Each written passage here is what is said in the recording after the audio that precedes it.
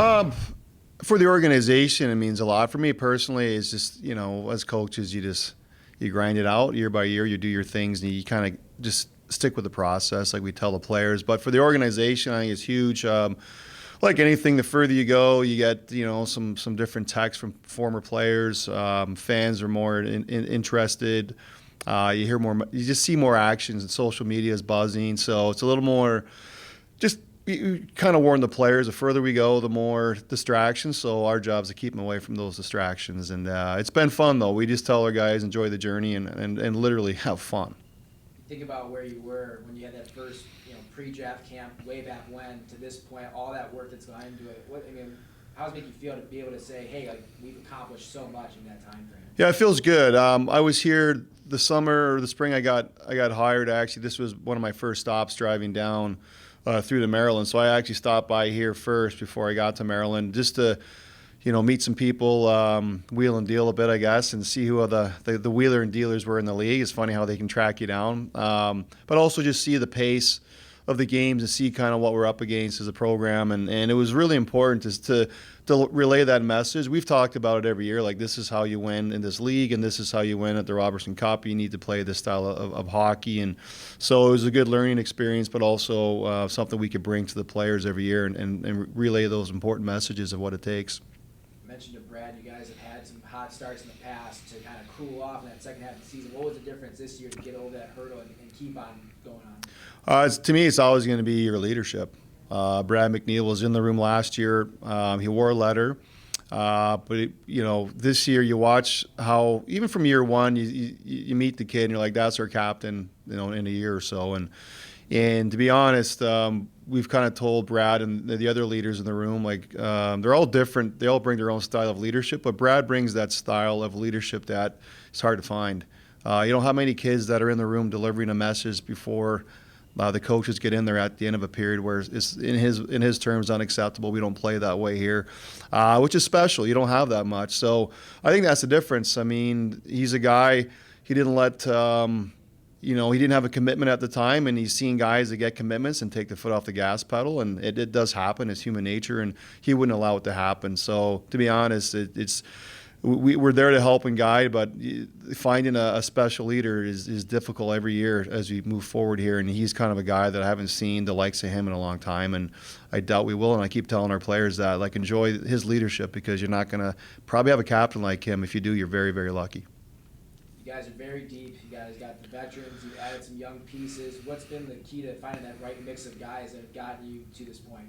Well, I mean, we are deep, and we only returned, I believe, 7 players from last year's roster. So you can't say, like, we have all this experience to rely on. We just, after a couple of years, we, as a scouting staff and our coaches, we look for a certain type of person over top of skill sets. And if they happen to have skill, great. But we just want these types of personalities within our room.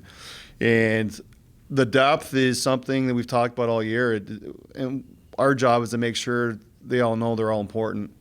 Some teams seem to allude to the fact it's fourth line hockey and you need your fourth line to step up. And I look at our team and go, well, I don't know who our first line is night to night, and I don't know who our fourth line is. They all should know how to play heavy hockey by now.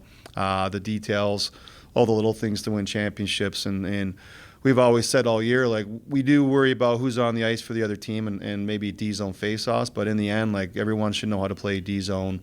And we have the type of competitors with that skill too. We always talk about hard skill, and I think some guys learned it this year. And in the playoffs, you see, like, a lot of guys have really learned how to play in this league and in North American hockey.